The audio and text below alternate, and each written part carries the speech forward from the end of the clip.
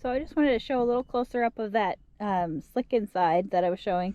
So it might kind of look like it, see how it's all smoothed off, and you might think, oh, that's your knife mark that made that.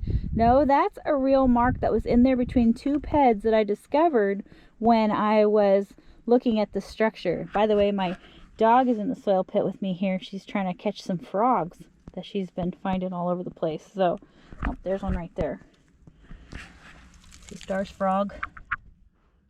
Where's your frog? Can't find it now. Ah, there it is.